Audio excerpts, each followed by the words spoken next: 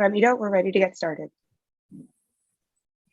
Thank you, Sophia. Hi, everybody. Thank you very much for joining us. This is the second workshop in the series organized by the Global Freedom of Expression Project at Columbia University.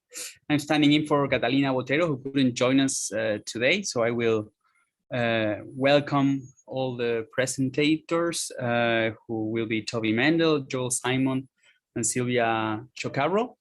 Let me briefly introduce this series. We, during last year, the Global Freedom of Expression Project developed a research initiative looking at case law around the world on violence against journalists. We had 6 researchers around the world basically looking at what happened in the regions in different countries. We were able to identify several cases of violence against journalists that had been adjudicated, and we managed to study and analyze several decisions, around 43 decisions, if I'm correct. And basically, the outcome of that project will be a global report that we will publish in April. And we wanted to take the opportunity of finishing that report to discuss what we see as the trends currently going on around the world on violence against journalists, especially in terms of the international human rights standards that exist, that can be used by courts and governments fighting this problem. And this is the goal of this second workshop. The first workshop was focused on Latin America as a region, and today we'll have a more global perspective. We will especially think in terms of the international standards that stem from the UN system and so on. In our project, we used a broad definition of violence. We believed that we had to look at the traditional forms of violence against journalists, which usually come from state and non-state actors that use violence as a way of censorship. But we also looked at other connected problems such as surveillance, which usually precedes violence. We also looked at the gender dimension of violence against journalists, especially against women journalists around the world, and so on. So we will have a brief discussion about that today, and we welcome everybody to join us in this presentation. Without further ado, I will give the floor to Toby, who will present a few remarks on this topic. Toby, please go ahead. Great. Well, thanks. It's a great pleasure to be here. Talking about this important theme. I can't start my comments without mentioning what's happening halfway around the world from us in Ukraine. It's been a long time since we had such a blatant case of a country invading completely sovereign another country, and it just have to mention that. So I'll speak a little bit about the specific objects of the project. I mean, you have introduced it in a very general way. I'll go into a little bit more details about what some of the goals, as I understood them, were, and on my own specific brief, and then I will talk a little bit about international standards as I understand them in this area, and then my specific brief within this project, which was to look at the UN system, which is effectively the UN Human Rights Committee, which is responsible for oversight of the International Covenant on Civil and Political Rights, the main international covenant which guarantees freedom of expression, and then the English-speaking North American countries, which is basically Canada, where I'm from, and the US. So just a couple of comments on the focus and then refracting that to my specific brief. And I think it was interesting that a lot of the focus was on, or a particular element of the focus was on the extent to which decisions focused specifically on international standards. So, I mean, were national courts looking at international standards? So obviously part of my brief, the UN Human Rights Committee, that is already an international jurisdiction, but I was a little bit disappointed, I would say, in reviewing their jurisprudence at how little they looked at other international jurisdictions, which they basically didn't do at all, and even not that much sort of cross-referencing their own jurisprudence. So it wasn't as though they were kind of building a body of jurisprudence. They just dealt with the cases, and I'll get more into that a little bit later on, and I think there are some reasons for that. And certainly, again, there were some structural elements to the Canadian-US jurisprudence, which I will mention when I get into that. But again, we saw basically no reference to international standards in those decisions. And I suspect that part of that is because the parties bringing the case, so especially the lawyers representing those parties, didn't argue international standards, but also probably a little bit because judges in this part of the world are unfortunately not that open to international standards. And I think that that signals for us an important piece of work to be done here, which is to do a lot more training for both, for all kinds of legal professionals, but specifically lawyers and judges on international standards. And there's quite a bit of that, more of that going on now than there had been. And my own organization, for example, recently released a toolkit that we developed in collaboration with the Judicial Institute of Jordan for training judges on freedom of expression. So I think there's a big piece of work to be done there. And another key focus of the project, which I thought was very interesting, was looking at the extent to which these cases went beyond the parameters of the individual case and focused on the wider issue of the challenges of impunity in this space. And that, I think, is a much more structural approach to the problem. Of course, you can decide case by case by case, but and I mean, often individual cases in any area reflect, broader underlying social issues, but that is particularly true in this area. That is to say, cases involving violence against journalists. Of course, you do get random incidents of that, but basically they reflect a broader social problem. And again, at least in the area that the two areas that I was reviewing, there wasn't a lot of focus on that. They were just really dealing with the instances of the case. I would say within the Human Rights Committee, there was a little bit of aversion to that in the remedies that they imposed, and I'll come back to that. Okay, I want to start by looking at international standards in this area.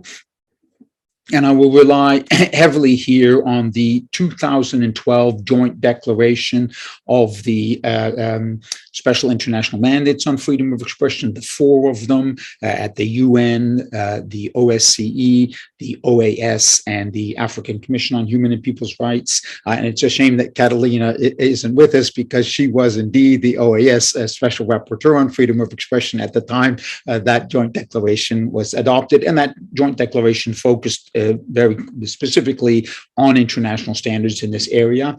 And I would say there are three main areas of responsibility of states here, what I call the three Ps.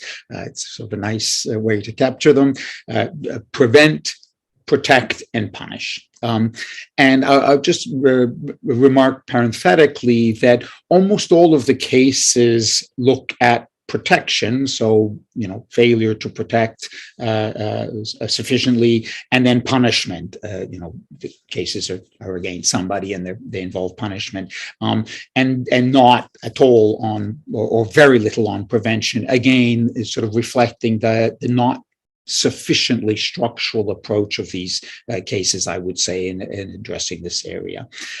So in terms of prevention, the joint declaration calls on states, or suggests that states have an obligation to put in place legal measures, specifically to recognize these kinds of crimes as special crimes. They do represent crimes of violence that are general in nature, torture and prohibited everywhere, assault, murder, these things are prohibited generally in every society, but where they are specifically targeted against people because of expressing themselves, they're different, and the legal system needs to recognize that difference, for example, by heavier penalties, by removing the statute of limitations or the period beyond which cases can't be brought, so that you can always bring a case for these kinds of crimes, even though they're just an assault, but they're more than that because of their attack on freedom of expression.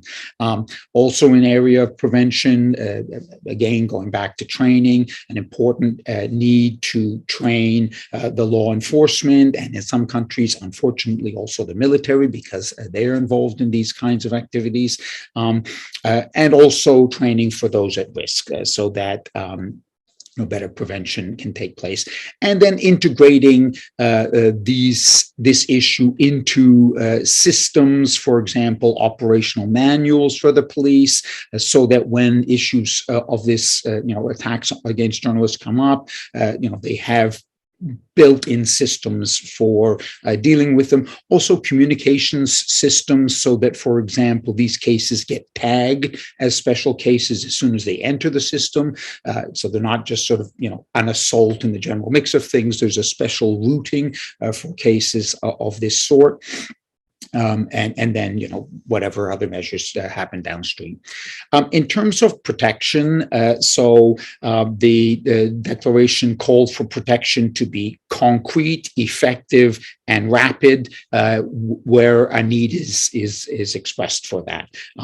And where there is an ongoing and serious risk, the Joint Declaration called on states to put in place specialized mechanisms. And I think that's very, very important. There's been a little bit of debate in the international space around whether every country should have a specialized mechanism. I'm not one of those who thinks that is the case. I don't think we need one here in Canada, although if a risk comes up in Canada, we do need to do something about it. But where there is an ongoing flow of these sorts of attacks, structural measures in terms of specialized mechanisms, which should involve law enforcement, ideally also prosecutorial authorities, maybe even the judiciary, and then, of course, on the other side, civil society and the organizations representing journalists and those who are being attacked.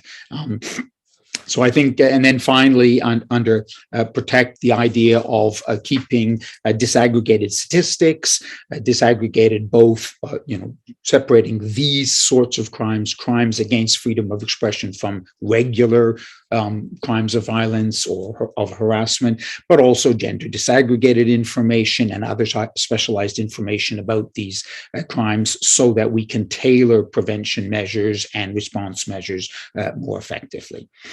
And then finally, in the area of prosecution, hopefully the first two measures limit the need for prosecution because they limit the occurrence of these crimes, but where they do occur, the prosecution should be independent, speedy, and effective, was basically the thrust of the Joint Declaration. And independence, of course, normally the police should be independent and the prosecutors at the courts should be independent from the government. That's obviously not the case in a lot of countries, but there are some special optics on that in this area because, unfortunately, we do not infrequently see state actors being involved, in fact, being the masterminds behind these attacks. And where that's the case, the challenge of maintaining the independence of those, administration of justice actors is significantly enhanced. And again, specialized mechanisms may be necessary for that. We've seen some countries, for example, give responsibility for these crimes to specialized police units, which are more protected against interference, and also systems for reviewing and complaining and addressing complaints that the investigations are not sufficiently independent are very important. And then quite a lot of specific measures around how to make investigations and prosecutions effective, fairly obvious measures in many cases. Sufficient money should be allocated to these investigations. Those involved should be properly trained. The victims and civil society should be involved. There should be rapid measures to secure evidence. One of the problems with a lot of these cases, as with many other criminal cases, but especially these cases, is that if you don't secure the evidence very quickly, it deteriorates or disappears or is hidden. So that's a very important measure. Won't get too much into that. And then finally, the Joint Declaration also talked about the need for redress. If you have suffered one of these attacks, you should have the right to bring a civil action in addition to the criminal action, which is what prosecution mainly refers to, and there should be civil redress attached automatically to the criminal action as well, so that if there's a criminal case and somebody's convicted, you shouldn't have to bring a separate civil case, which I think in civil law countries is actually quite common, but less so in common law countries. And the final comment I would make on that is that the focus of that joint declaration was quite firmly, I think, on the idea of violence and specific threats of violence. And that was in 2012. I think now we have really realized that this is a much wider problem than that, especially with the significant growth of digital harassment, and that we need to kind of broaden our thinking a little bit and probably extend the measures that states need to take to protect people who are expressing themselves. And there's a very, very clear gender element to that. If you look at killings of journalists, far more men than women are killed. Women journalists are killed. But if you look at harassment, especially online, it's the other way around. And you can almost say that if a female journalist is writing about something that's controversial, she will be harassed, which is, of course, a terrible situation. So measures are needed for that. Okay, so now I will turn to the cases from the jurisdictions that I was reviewing and sort of try to draw some interesting conclusions from that. And I have to start by saying, and I've already hinted a little bit at this, the cases were a little bit disappointing. Not as many, not as rich. Not only did they not refer to international law, but they just, I didn't, there weren't that many, was part of the problem. And looking first at the Human Rights Committee, I was actually surprised, even though I'm quite familiar with the jurisprudence of the Human Rights Committee, when I really dug down into this issue, I was a little bit surprised myself at how few cases there are, mostly older cases and mostly dealing with very crude sets of facts, by which I mean gross acts of violence against journalists or other expressors, people exercising their right to freedom of expression, directly involving state actors, such that the acts of violence themselves were, quite clearly human rights crimes, human rights abuses, for example, torture or deprivations of liberty by state actors. And in some of the cases, indeed, no claim on the basis of freedom of expression was ever raised, even though it was actually a journalist involved, because the other claims were so dominant. The person was held for 9 months and repeatedly tortured, and those claims were so dominant that there didn't seem to be. Well, anyway, the people bringing the case didn't bother with freedom of expression claim. So I think that's kind of interesting. And in that case, the link to freedom of expression was absolutely obvious. Not only was the person a journalist, but the people who had detained and tortured him specifically told him, stop writing about this. If you don't stop writing about it, we're going to keep, torturing you and things. It was, umbilically linked to freedom of expression as an issue. And as I mentioned before, there was almost no reference not only to cases from other jurisdictions, but also to their own jurisprudence within the Human Rights Committee, and simple findings of a breach where freedom of expression was involved, which, as I said, from the facts was obvious. I think the remedies were a little bit more interesting. The cases called either directly for criminal prosecutions of the perpetrators, which was already there was enough evidence to say that a prosecution should go forward, or an investigation with a view to a potential prosecution. They all ordered compensation, including not just monetary compensation, but also rehabilitation and psychosocial measures and things.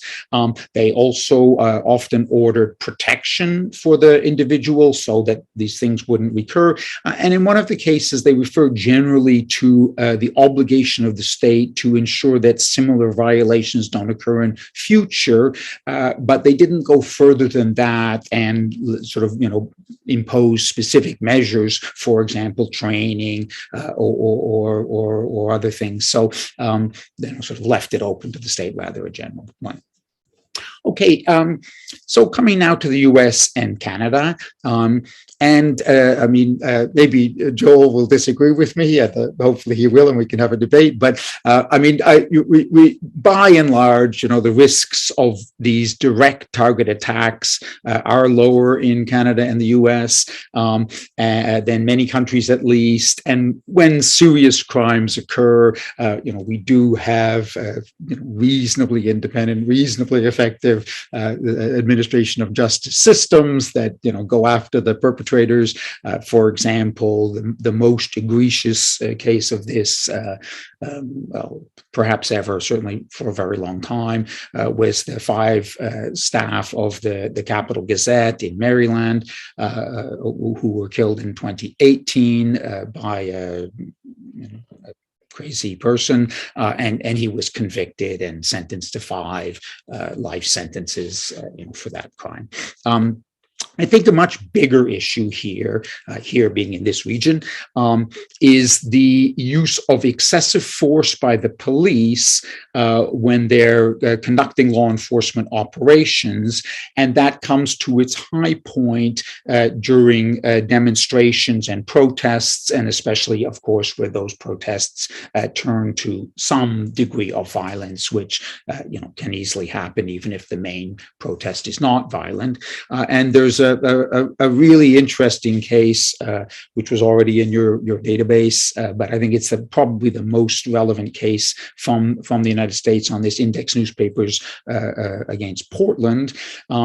And people may well remember that, following a Black Lives Matter reaction to the murders actually of Blacks by police. There were a lot of demonstrations around the country, and specifically in Portland, and there was some violence involved in that protest. And there was very early on a temporary restraining order issued against the city of Portland not to target the use of force against journalists and legal observers. So if demonstrators were getting out of hand, do what you needed to do to, within the limits of the law, to constrain that, but don't interfere with journalists. And the city of Portland then agreed on a set of measures. So that was sort of settled. But there was a federal courtroom involved, and the federal system, of course, then under Donald Trump, sent in a series of, or a couple of federal enforcement agencies, and they took robust measures to defend that courtroom. And those measures involve very clear, direct targeting of journalists. And there were incidents of, when journalists were, away from protesters, and journalists being directly shot with rubber bullets and sprayed, and other measures which had fancy terms, which I don't even know exactly what those things are. The court, the federal officials challenged the restraining order, and the court basically upheld it at the first instance. The fact that there was clear targeting of journalists, I think, was obviously very important in the case. There was a lot of debate about whether it was practical not to target journalists while you were dealing with a generally chaotic and violent situation. Court was not persuaded by the federal arguments that they could not do that. They found it important that the city of Portland had agreed to these measures and apparently could do its business effectively, subject to those measures. And they mentioned some important constraints on the restraining order in terms of protecting journalists, that, you know, if the violence against a journalist was completely incidental to measures to contain a general protest, then that was not what was being restrained. It was targeting of journalists. If the journalists were engaged in illegal actions because there were some claims that people who were not journalists had sort of put press cards or whatever on them. So if journalists were engaged in illegal actions, they were no longer protected by the restraining order. And also that, you know, journalists were supposed to keep out of the way, sort of keep to the side, not out of the way, but not sort of right in the interface between the police or the law enforcement and these actors. So I think that kind of encapsulates the rules, and that seems like a fairly reasonable balancing thing, balancing to me. The injunction was imposed on the 20th, or the temporary restraining order was extended, let's say, on the 20th of August. It then went to the circuit court, which lifted it on the 27th of August, 7 days later. The same court, a different bench, reimposed the order on the 9th of October. This is all 2020. And interestingly, the case was finally decided on the 7th of January this year, so kind of a month and a half ago. And they, of course, dissolved the order because, you know, it was no longer relevant, and obviously all of this has stopped. So I think a couple of observations here. I think that when you are in this initial stages, so you're going for a temporary restraining order or an injunction or an interim injunction, the burden is somehow on the party seeking to impose that measure. So, you know, when you go to court, everything is carefully reviewed and the tests are applied, but there's a bigger burden on you to establish your case to get a temporary measure in place. So that actually somehow, you know, weighs against journalists. And by the time the actual case is heard, as we could see in this instance, I mean, the matter is completely over. So, you know, the actual case is somehow irrelevant. So it's the interim measures that are important, and those, you know, you do bear a slightly greater burden of proof. On the other hand, I think the court decisions did reflect an important preoccupation, important and positive preoccupation with protecting freedom of expression, so that perhaps counterbalance the formal burden of the test with the weight given to that. And I think it was interesting for me to see, you know, the court flip-flopping on this measure. So it really, you know, it depends who actually, you know, who in the end is the judge or judges hearing your case. A lot seems to depend on that. In Canada, unfortunately, or perhaps fortunately, I didn't find any cases directly on this point, but I do have to mention that during our, I believe, internationally famous Ottawa occupation, we don't get international news very often around here, but we made it with that one. And the CBC reporting on that, so the occupation, for people who don't know, there was a demonstration which essentially occupied the downtown core of Ottawa for a period of 3 weeks and was kind of left to do its business. for most of that time, and then eventually the police moved in and disbanded it. And as they were doing that, it was a very clear and deliberate and public process. The CBC, the Canadian Broadcasting Corporation, the journalists reported that the police had told them sort of that they should not get in the way. And the reporter live on television said, whatever that means. And I'm quoting him, because obviously he didn't know what it meant, and he wasn't going to not report on the business. And I think looking at the reporting, without journalists being between the police and the occupiers or demonstrators, they were pretty close in there. They were getting close shots of it and things. I mean, I think they could cover it reasonably well. Another whole area, which I won't get deeply into, but I will just mention because I think it's important, is the issue of threats and incitement against journalists or against others who are expressing themselves. That is a very, very complicated, rich area of law. I'm not going to get very deeply into it. I do just want to mention another case from your database, actually, which I think has some implications for the Capitol riots that are being discussed now. And there was a case where basically Trump was addressing a group of supporters, and there were a small number of counter demonstrators sort of objecting to Trump. And Trump yelled out into the crowd, "Get him out of here." At which point his over-enthusiastic supporters beat up the counter demonstrators. Interestingly, Trump did almost immediately follow his first statement with another statement: "Don't hurt him.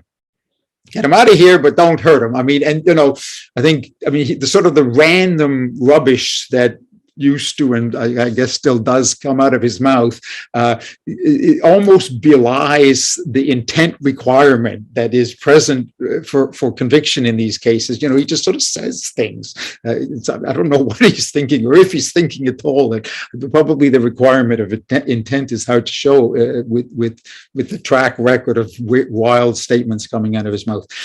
Anyway, the district court held that the matter could go forward, and that that the incitement to riot, which was the specific allegation that was involved, could be sustained, and the case could go forward. But when it went to the circuit court, they said, no, it doesn't meet the standard, the Brandenburg standard. You have to specifically advocate for the elements of riot. You have to have the intent that a riot will ensue, and there has to be an imminent likelihood that riot in this case would ensue, and that the elements weren't present. Well, those same standards would apply to the Capitol riot, if that ever does go before a court specifically against Trump, and I would think it's a fairly narrow window to get through. And my final comment, just coming back to another case from Canada, which I think might give some ideas to people around the world. There was a case in Guatemala where a security guard at a mine, which was owned by a Canadian company, shot some demonstrators who were protesting against the mining activities. And the person was criminally charged, but he then fled to Peru. And so there were, the criminal case was essentially on hold while there was an extradition proceeding and whatever. And then the issue of the civil case, because the protesters also wanted to bring a civil case including against the mine, came up, and the issue of where that case should proceed. And British Columbia, one of the provinces of Canada, the Court of Appeal of British Columbia, held that the case should go forward here in Canada, including because of challenges in the Guatemalan legal system, which included, potential bias because of the friendly relations between the mine and the authorities in Guatemala and the lack of independence there. So I think that where people are pursuing civil cases and there might be an international element to them, that case may give some succor to the idea that they can pursue their case in an international, or abroad, where it might be more friendly to them. Okay, I'll stop with that, and let others weigh in, and hopefully we'll have a little bit of time for discussion. Thank you very much, Toby. It's always a pleasure to listen to you discuss these issues. Joel Simon is next. Joel is a fellow now currently at the Tow Center for Digital Journalism at Columbia Journalism School, and a senior visiting fellow at Columbia's Knight First Amendment Institute. That for 15 years he was the executive director of the Committee to Protect Journalists. So Joel must have a important insights to share with us on this important topic. Joel, please go ahead. Let me unmute here. Thank you so much, Ramiro. Thank you to Catalina. I'm sorry she can't be with us. Sophia, thank you for all you did to organize this. Sylvia, Toby, so wonderful to see you, old friends, colleagues in the press freedom fight. It's also great to see the legal firepower that's being brought to this issue. It's so important. I'm not a lawyer. I'm a journalist. I'm a press freedom advocate. My role, as I understand it in this discussion, is to provide some context about the overall environment and violence against journalists. And so I'm going to start by zooming out a little bit, providing a high-level overview. First, I just want to make one very important point regarding Toby. I don't know why he thinks I would want to argue with him. I never want to argue with him. He's always right. But I do want to just point out that as part of my fellowship with the Knight First Amendment Institute, I'm not going to be discussing this today, Toby, but I'm actually doing research with a team there on police violence and arrests of journalists covering protests in the United States. You looked at the jurisprudence, but we have an interesting database which shows a very high number of cases. 56 journalists were arrested last year by the police covering protests, a large number of physical assaults as well. So the jurisprudence has not caught up with the level of with the issue itself. But it's if you talk to journalists across the country, it's a critical issue in newsrooms.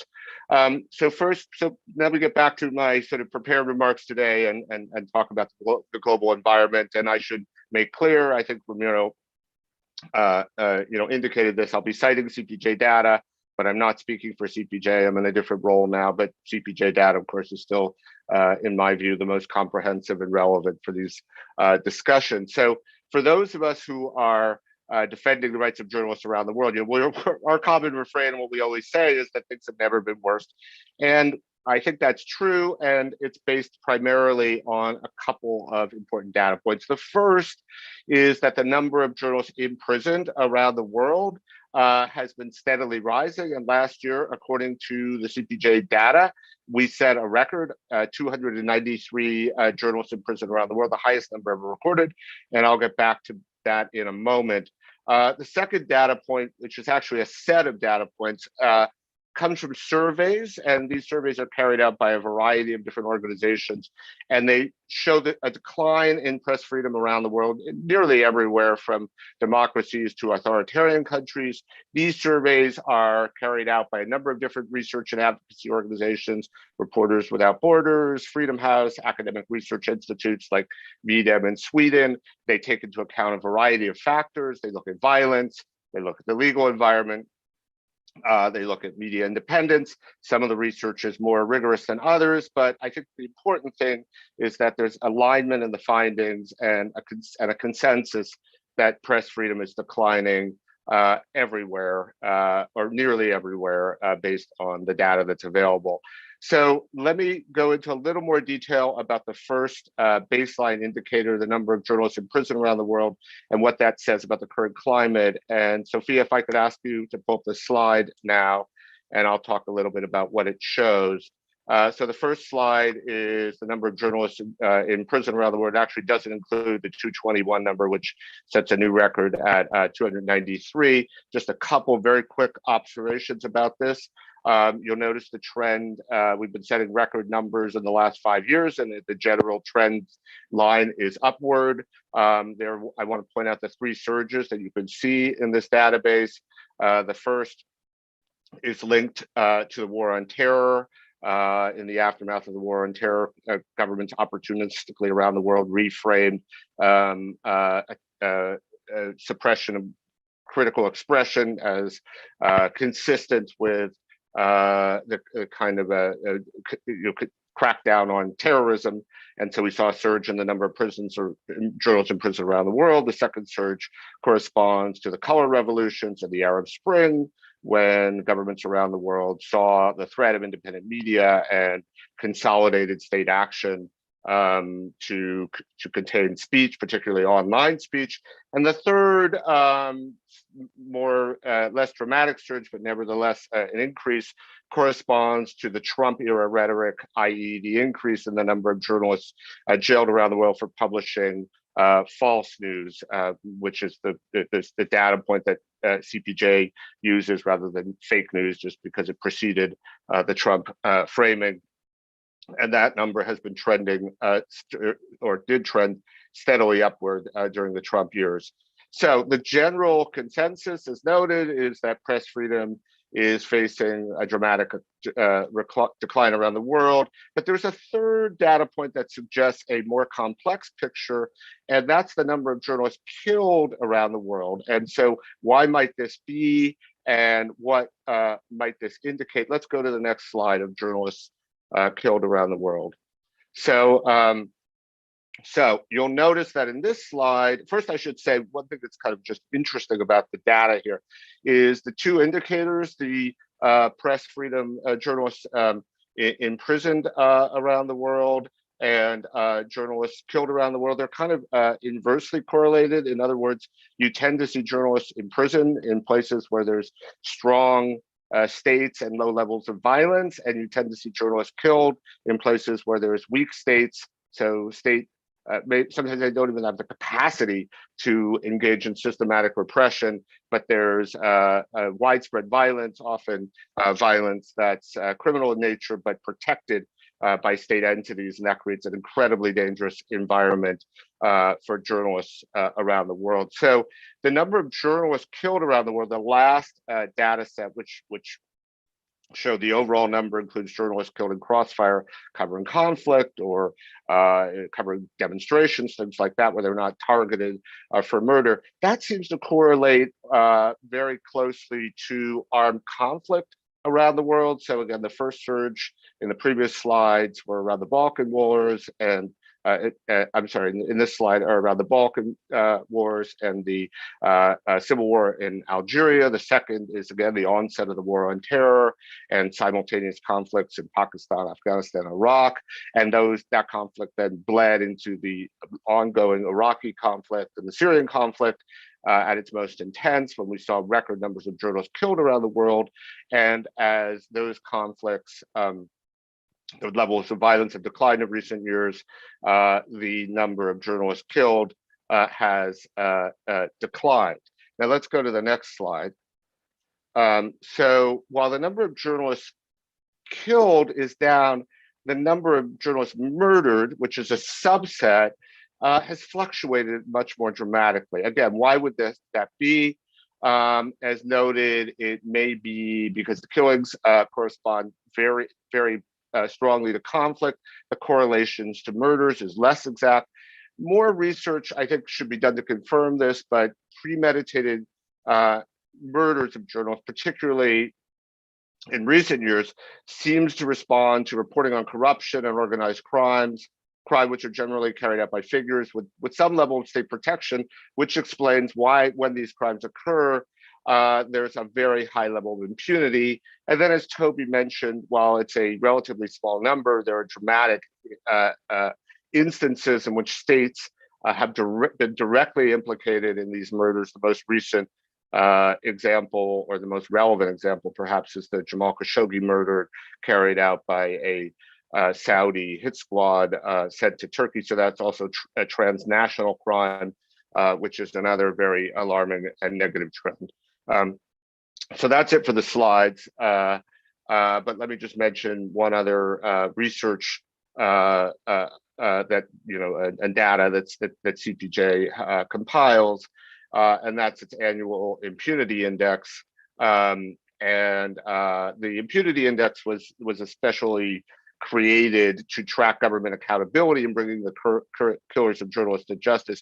So it tracks not just murders, but murders where there's been no justice. So again, a subset of murders. And as I mentioned, there's a very high correlation between high levels of impunity and high levels of violence on an ongoing basis. Correlation, a little less defined, but again, further research I think is warranted in that area. The Impunity Index, the methodology is to highlight countries around the world, again, where the killers of journalists go free. So in order to be included in that index, a particular country needs to have at least 5 unsolved murders of journalists in 10 years. So it's only about a dozen countries around the world that generally make that list, that fit that criteria. And many of the countries that appear perennially on the Impunity Index, such as Somalia, Syria, these countries are obviously mired in conflict, but many other countries such as Mexico, the Philippines, are democracies with weak state institutions or dysfunctional state institutions and a clear lack of political will to address levels of violence. And that is absolutely a common attribute of the democratic countries that are on the Impunity Index. So let me run through a couple conclusions. They're a little bit random, drawn in some measure from my presentation, but also just observations that I made in my CPJ role and that I think might be relevant for the discussion. So I think people are aware that Mexico has recently suffered a spate of journalist murders that have created a political crisis in that country. I think one lesson learned from the Mexican experience is that protection mechanisms, which are state programs in which threatened journalists are provided with security when they're under threat, they're only effective where there is political will more broadly. So several journalists who are enrolled in the Mexican protection mechanism were murdered, and in other instances, journalists rejected the protection because they had so little trust in the government. Toby mentioned this, and again, I'm not going to disagree with Toby. In fact, I'm going to agree. Governments can benefit from structures that give additional protections from journalists and those involved in news gathering. But again, as Toby mentioned, in nearly every instance, there's already an underlying crime. So impunity always reflects the lack of political will. There usually is a basis for governments to take action and bring the perpetrators to violence and to justice. And I've also seen some instances in which governments, advocate for some sort of legal reform that might give them greater power and authorities. But this is really a pretext to delay action and responsibility to act under the existing legal structures. And again, I point to Mexico as an example of this. And so another point from the Impunity Index and also from the data more generally, systematic violence against journalists is limited to a relative handful of countries around the world, about a dozen or even fewer. And the same is true about a large-scale incarceration of journalists. So country-specific strategies, rather than a globalized approach, can sometimes be the most appropriate response and can make a meaningful difference even in the overall global data. I think that opportunities for precedent-setting cases are more likely in places where violence is not endemic, and the killing of a journalist are rare enough to spark public outrage. And again, the murder of Daphne Caruana Galizia in Malta, she was killed by a car bomb. That case was an outlier in that the perpetrators were brought to justice. There was an amazing international response, a strong push from the family, and that had a positive outcome. They're rare, and I think the fact that it took place in a country that's not accustomed and acclimatized to high levels of violence against journalists is meaningful. Transnational state-directed violence, there are not that many cases, but it's a terrifying precedent, especially now in the situation happening in Ukraine. I mentioned the Khashoggi killing, also the kidnapping of journalist Roman Protasevich by Belarusian authorities. They, basically brought down a plane, hijacked this plane, took him off, and arrested him. And I think we really need to think about legal strategies that could create accountability for state action, particularly state action that is transnational in nature. And then, while I mentioned the number of journalists killings has declined, I'm sure, I think we're all just overwhelmed by what's happening in Ukraine. The implications for that, based on our data, is that's an international conflict. It's likely to be an extraordinarily violent conflict, I think, and journalists are doing an amazing job now reporting, but I think they're going to become targets. And I think, we have to get out ahead of that at people in the legal community. And I wonder if there's some way of signaling at an early stage that international legal action is likely if journalists are attacked or targeted while covering that conflict. So I will leave it there. And look, if there's time for discussion, I'll look forward to that. And thank you so much for this opportunity. Thank you very much, Joel, for sharing your insights, your experience on this topic. Without further ado, Sylvia Chocaro is the Global Head of Protection of Article 19. You have the floor. Thank you very much. So first of all, thank you very much for the invitation, and great to see you all. So Joel has summarized, I think, very well the challenges on the safety of journalists. And Toby has also presented an excellent overview of the international standards on the safety of journalists. So with these two pictures in mind, what do we see, right? In one hand, while Toby didn't find many specific cases in the UN within the binding mechanisms, it is also true that there has been an unprecedented increase of international standards on the safety of journalists, especially on what we call soft law. So soft law is not toothless. International commitments made by states are not empty words, or they shouldn't, and they must be held accountable for that. So only in the last 10 years, the UN bodies have passed 15 resolutions on the safety of journalists. This is unprecedented. Before 2012, there was only 2 resolutions on the safety of journalists, one by UNESCO in 1997 and one by the UN Security Council in 2006. However, we have more international standards, but on the other hand, as Simon presented very well, the violence against journalists continue to grow, and tactics to silence journalists are constantly evolving. And let me mention a few trends on that.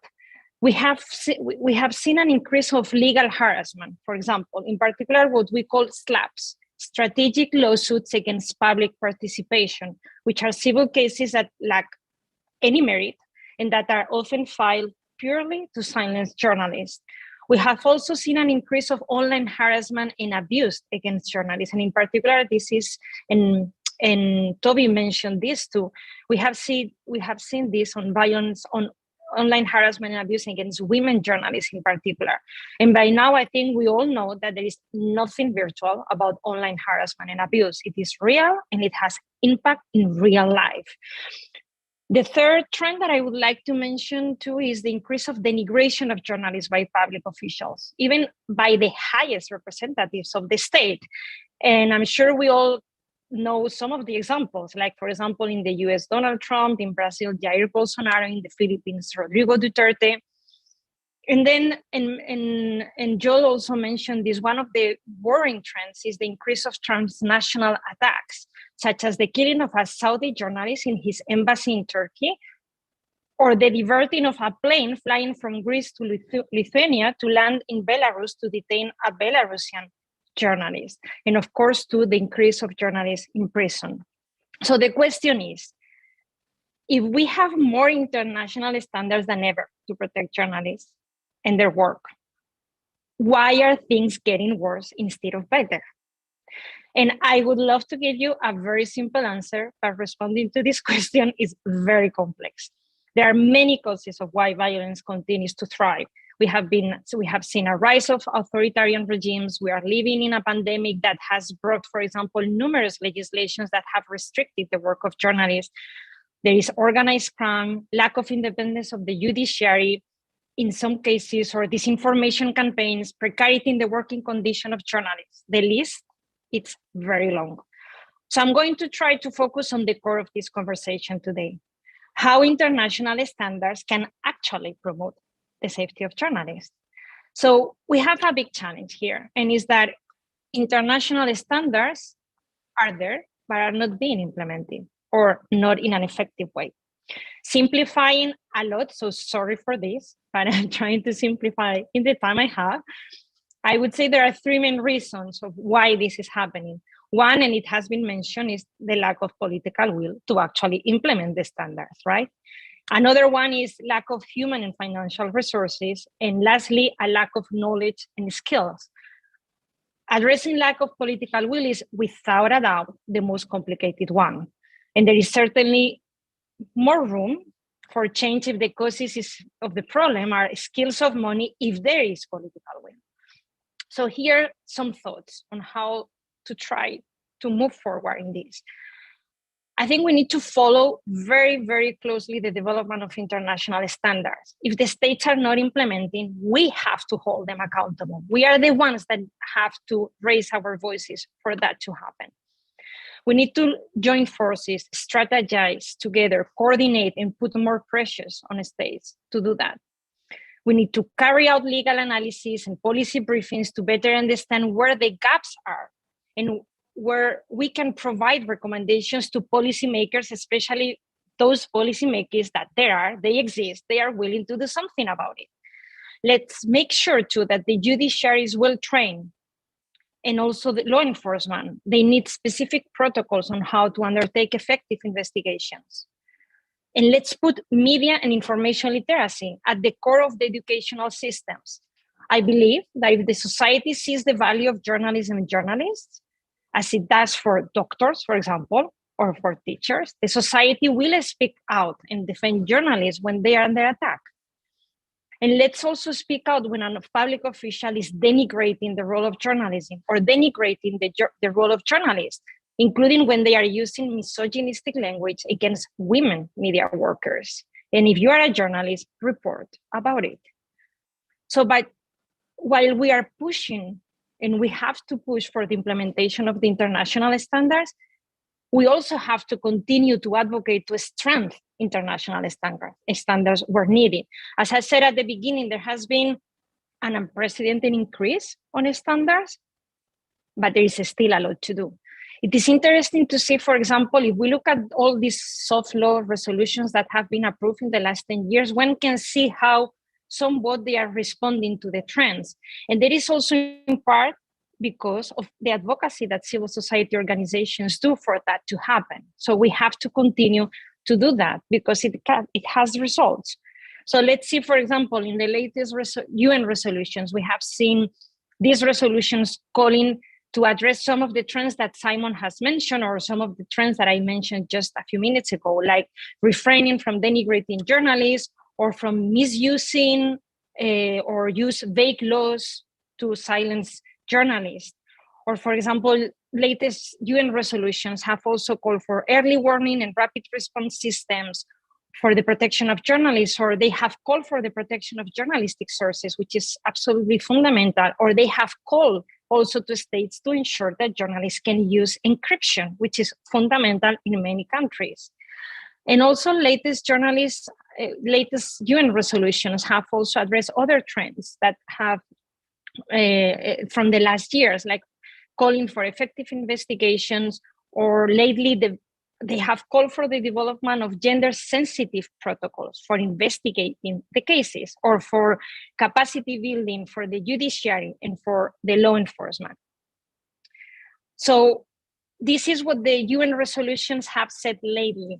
But I was saying, while we fight for the implementation of the standards, we have to continue to reinforce the standards to make sure that they are addressing the trends, the new trends that are appearing in the field. So let me give just a few examples of things that we can advocate for these standards to be stronger. For example, I would like to see in the next UN resolution, there is one coming up in September, for example, a call to exhaust the line of inquiry that links the crime with the journalistic activity of the victim. This that might sound obvious, it doesn't happen. So, and interestingly, Catalina is not with us today, but she was actually the one that made this very specific recommendation on a report in 2014 when she was the special rapporteur. Another idea for strengthening international standards. UN resolutions have included very recently specific calls on gender, in particular referring to women journalists. That is great. But for UN resolutions, gender equals women. So we must continue to work for standards that recognize also the specificities of LGBTQI community, as well as other aspects that are important when we want to address and tailor the measures for addressing violence against journalists, like race, class, age, etc. A third recommendation on how to strengthen these standards: ensure that journalists are protected from civil lawsuits that are brought frivolously or with the purpose of chilling public participation. That language has to be in the next resolution too. Or we need to be able to have the states condemning explicitly extraterritorial targeting of journalists or transnational attacks, as Joel has mentioned it before. So I want to end in a positive note. While the challenges are there, are real, and are numerous, we have more information than ever to fight violence against journalists and impunity, thanks to extensive monitoring that many civil society organizations have been strengthening along the years. We have more solidarity than ever. We have seen, even in some countries, people taking to the streets to speak out against the killing of journalists. And we have more international standards than ever. While we continue to our fundamental job to protect journalists in emergency situations, in urgent situations, we also need to put at the center of our work the goal of making states to implement the international standards at the same time that we strengthen those standards. So let's be clear, violence against journalists can stop. It ends with accountability. This is why addressing accountability, it is so important. Thank you very much. Thank you very much, Sylvia. I very much welcome that ending on a positive note. And before closing our workshop, I wanted to give the floor to Toby so he can share with us a few reactions. Well, thank you. That's very kind of you. I think I was just sort of thinking through a little bit Joel's non-disagreement with me in the context of demonstrations, and in my mind, I guess I had distinguished, and I have a bigger point about that. I distinguished between sort of killings and beating up of journalists and whatever by actors who want to silence them in a specific way, and then sort of measures that are incidental to demonstrations, and which we do, of course, have all over the place, as Joel had mentioned.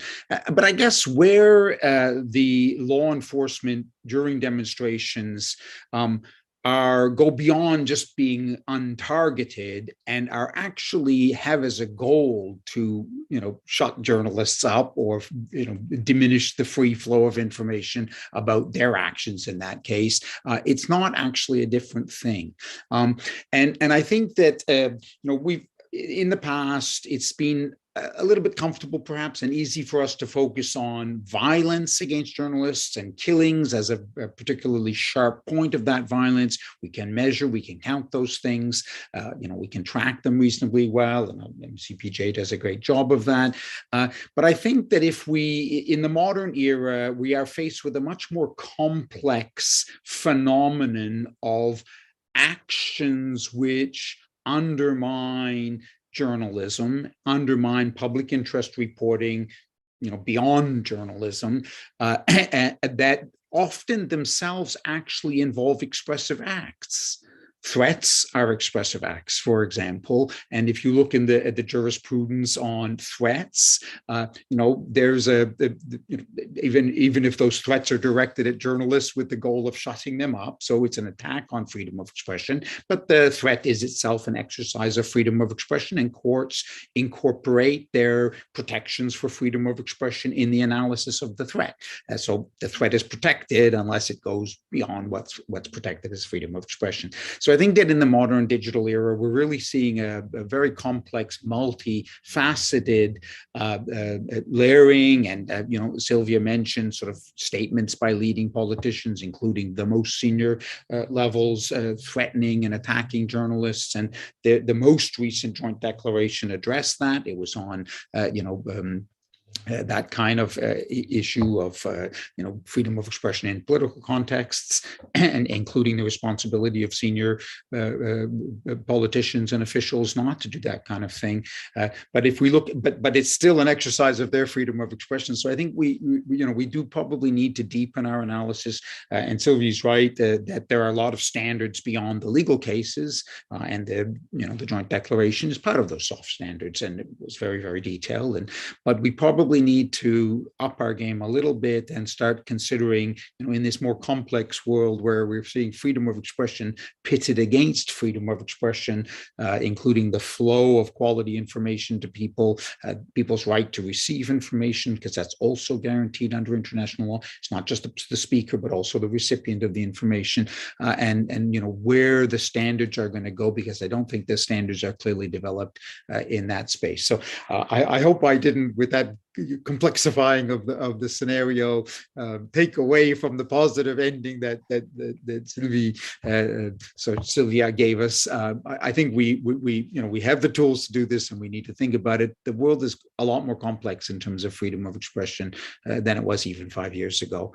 I don't see that as a negative point. I see that as a positive challenge, and we will address those complexities. So I think I'll end with that. Thank you very much, Joey. Thank you, Joel. Thank you, Sylvia, for sharing your insights with us. I certainly learned a lot. I hope our viewers did the same. And I would simply close with recalling our viewers that there are upcoming workshops coming. So keep in mind the social media and the website of Global Freedom of Expression, because we will announce those dates soon enough. And without further ado, thank you very much all for your time and for sharing your insights on this important topic. We'll see you later. All right, take care.